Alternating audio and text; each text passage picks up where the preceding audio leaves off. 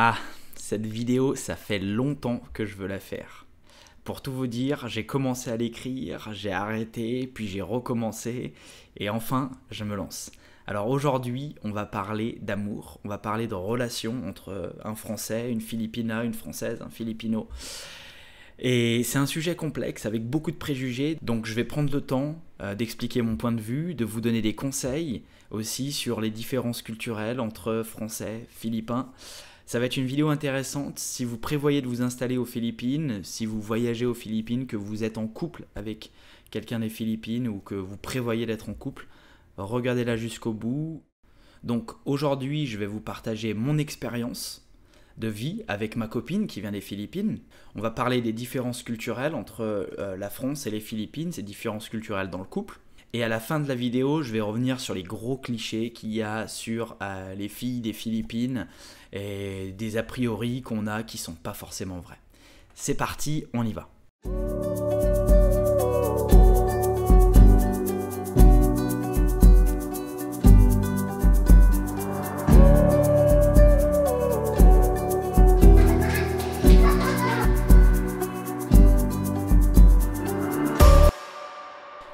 Moi, je suis en couple depuis bientôt presque 6 ans, d'ailleurs je suis bientôt papa. Je suis donc avec une fille qui est née aux Philippines. Comme dans beaucoup de couples, c'est pas facile tous les jours, on a des engueulades, on a des conflits, mais j'ai remarqué au fil du temps qu'il y avait énormément de conflits qui étaient liés à des différences culturelles. Et c'est ça qui est super intéressant, c'est que ces différences culturelles, elles apportent énormément de positifs dans le couple, mais aussi des conflits et des choses un petit peu plus difficiles. Donc cette vidéo, elle a vraiment pour but de vous aider à comprendre votre partenaire, à comprendre aussi cette culture philippine. Ça peut vous servir au sein du couple, mais aussi au travail si vous prévoyez de bosser avec des Philippins, etc. C'est parti, on va commencer tout d'abord avec les principales différences culturelles qu'il y a entre les Français et les Philippins. La première chose qui va peut-être créer des problèmes dans votre couple, c'est l'humour et l'utilisation du second degré. Je m'explique. Alors ça, c'est un point que je trouve très très important. En France, on aime beaucoup faire du second degré, utiliser le sarcasme à tout va, se taquiner. Aux Philippines, c'est quelque chose qui a du mal à passer pour beaucoup de gens. C'est pas quelque chose qui est dans leur culture. Le sarcasme, le second degré, on l'utilise pas vraiment. Donc, si vous avez tendance à faire des petites blagues comme ça à votre partenaire, à utiliser le sarcasme, eh bien vous allez voir que ça va créer des tensions. Au début, il va pas vous le faire ressentir, va peut-être bouder parce que aux Philippines, on n'est pas vraiment sur un mode de confrontation. Les gens vont préférer intérioriser, mais vous allez voir que ça coince. Ça a été mon cas bien des fois parce que j'adore utiliser le sarcasme et maintenant je fais vraiment attention, c'est hyper culturel, faites attention aux Philippines, c'est pareil dans le monde du travail, je l'ai fait à mes dépens, ça marche pas tout le temps, il faut que ça soit vraiment très bien fait. La deuxième chose, c'est que les Philippins sont plutôt des gens sensibles et qui fonctionnent avec beaucoup d'émotions dans leur raisonnement. Okay, ils sont très émotifs. Encore une fois, je ne fais pas de généralité, tout le monde est différent, donc ils seront plus facilement vexés par des petites remarques. On en revient à ce que je disais dans le premier point. Si vous vous intéressez à la culture asiatique, il y a cette chose bien connue, le fait de ne pas perdre la face, spécialement face à des gens qu'on connaît. Et ça, que ce soit en amitié, au travail, en amour. Ne jamais faire perdre la face à quelqu'un, ok, les émotions rentrent en compte, la fierté rentre en compte, et faire une remarque désobligeante devant quelqu'un, devant des amis par exemple, à cette personne, ça c'est impossible. Et cette personne, dans certaines situations, va s'en souvenir pendant des années. Une chose qui va vous paraître anodine sera pour lui un affront et il va vous le faire payer des années à venir. Ça m'est arrivé au travail, ça m'est arrivé dans des situations personnelles, donc attention à ce que vous dites, attention à la façon de le dire, ok. Si vous avez des remarques à faire à votre partenaire ou même à un collègue, prenez des pincettes, ne soyez pas frontaux, ok. Gardez le sourire, soyez positif dans vos remarques parce que les gens vont prendre les choses à cœur. Ensuite, le troisième point qui est très différent dans la culture philippine, c'est la structure familiale. Je m'explique. La famille aux Philippines, c'est très important. On est généralement sur des modèles patriarcaux ou matriarcaux avec une personne qui dirige le foyer. Ça peut être, ça peut être un petit peu parfois bizarre parce qu'une personne, par exemple une femme, va diriger le foyer à l'intérieur de la maison et aura énormément de pouvoir, de responsabilité, mais sur la partie publique, ça sera plutôt l'homme, le patriarche, qui sera le chef de famille. Et c'est quelque chose peut-être qu'on avait au temps de nos grands-parents à l'époque, mais c'est quelque chose qui est réel aux Philippines. Voilà. Vous avez un patriarche, vous avez une matriarche qui dirige la famille. Si vous avez une partenaire philippine et que son père est le patriarche, eh bien, il faut respecter ça, il faut respecter cet aspect de la culture. C'est important et il y a un respect énorme des anciens. Alors, il y a quelque chose d'intéressant, c'est qu'on dit souvent, quand tu épouses une Filipina, tu épouses toute sa famille. Alors c'est quelque chose qui peut être très vrai, surtout dans des familles d'origine modeste, mais même de classe moyenne ou supérieure, la famille reste principale. Et souvent on pense, oh là là, cette fille elle est avec un étranger, l'étranger aide toute sa famille, etc. Les Philippins profitent des étrangers. C'est pas forcément vrai, c'est le même modèle si la fille est avec un Philippin. C'est comme ça que ça marche. Okay, la personne qui a le plus d'argent va aider la famille à subvenir à leurs besoins ou juste à ajouter un petit peu de bonheur dans leur vie. Et il y a d'autres exemples qui montrent que la famille est super importante. On va par exemple vivre avec ses parents pendant longtemps. Ou à côté de ses parents pour s'en occuper quand ils sont vieux. Des choses qu'on n'a plus forcément en France. En France, aujourd'hui, nos parents vont en maison de retraite ou sont aidés par des infirmières, etc. Aux Philippines, la famille est hyper importante. Ensuite, le quatrième point, c'est l'importance de la religion. Alors, il faut savoir aux Philippines que la religion est très importante, le catholicisme est majoritaire, vous avez catholiques, chrétiens, et en fonction des croyances de votre partenaire, eh bien, cela peut avoir un impact considérable sur votre relation. L'exemple le plus important, c'est le mariage. Okay, il faut savoir qu'aux Philippines, il n'y a pas de divorce, le divorce est interdit, l'avortement bien sûr est interdit, et c'est hyper important de se marier avant d'avoir des enfants. C'est quelque chose, presque tous les Philippins vont vous dire non, il faut se marier avant d'avoir des enfants. Ce qui n'est pas forcément le cas quand on est français, on a le Pax au pire des cas, on peut avoir des enfants sans se marier. Et ça, encore une fois, une personne philippine ne va pas vouloir se marier avec vous à tout prix parce que vous êtes français pour avoir des papiers ou je ne sais quoi, non, c'est juste comme ça.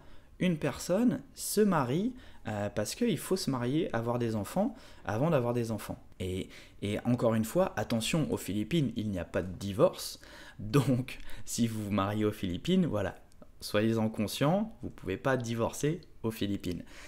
Ensuite, il y a un cinquième point qui est, selon moi, un des plus difficiles, c'est la barrière de la langue.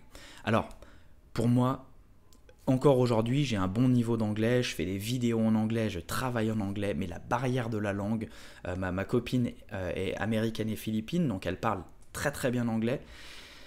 La barrière nous pose vraiment des problèmes. Pour exprimer un point de vue, pour exprimer une sensibilité, le fait de ne pas maîtriser une langue parfaitement, eh bien ça va vous créer des conflits.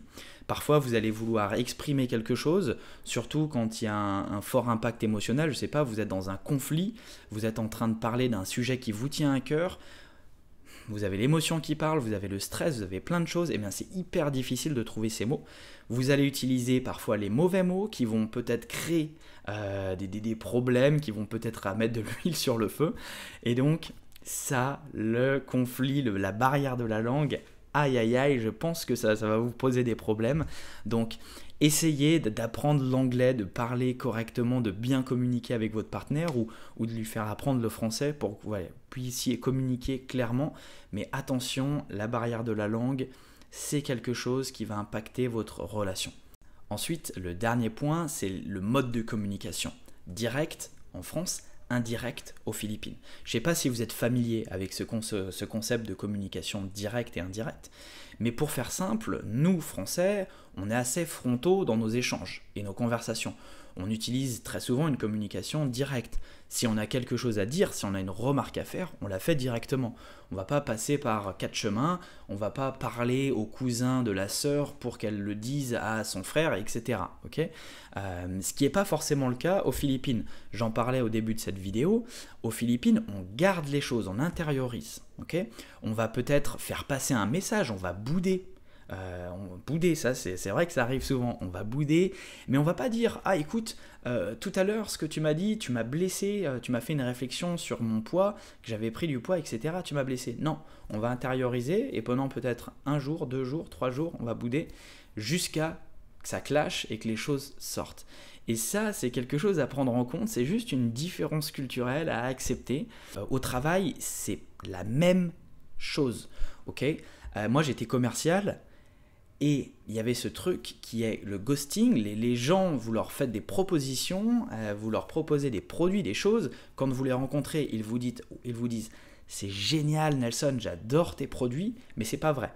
En fait, il y a un problème, il y a quelque chose, et au lieu de vous dire « Nelson, ta proposition ne me va pas, je voudrais une autre proposition, je voudrais un meilleur prix, etc. », eh bien les gens ne vont pas vous répondre, tout simplement, parce qu'ils ne veulent pas vous dire des critiques. Donc, et voilà, ils vont garder les choses. Et c'est hyper difficile dans le business, ce mode de communication direct-indirect, c'est vraiment à prendre en compte dans toutes vos relations aux Philippines.